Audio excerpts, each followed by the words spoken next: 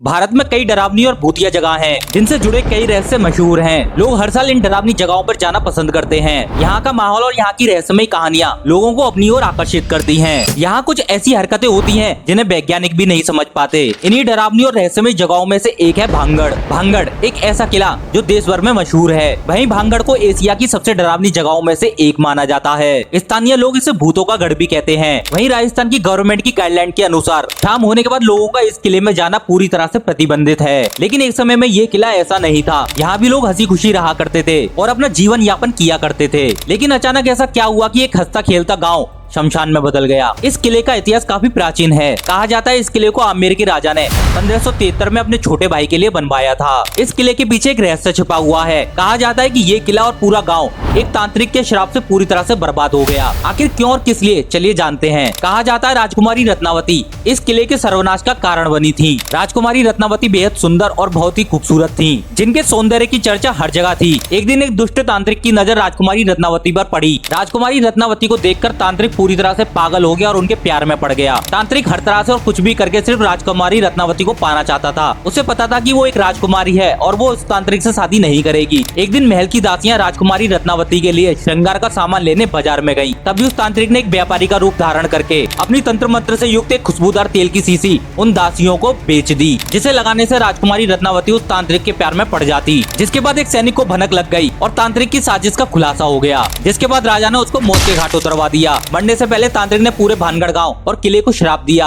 कि मेरे मरने के बाद ये गांव शमशान में तब्दील हो जाएगा और जिसके कारण मुझे मृत्यु दी जा रही है उसकी भी दर्दनाक मौत हो जाएगी। जिसके कुछ समय बाद ही राजकुमारी रत्नावती की भी मौत हो जाती है और धीरे धीरे भानगढ़ गांव एक खंडर में तब्दील हो गया। तो दोस्तों, ये थी भानगढ़ किले की एक छोटी सी कहानी। ऐसी रोमांचक कहानियों के लिए हमारे चैनल को सब्सक्राइब जरूर करें।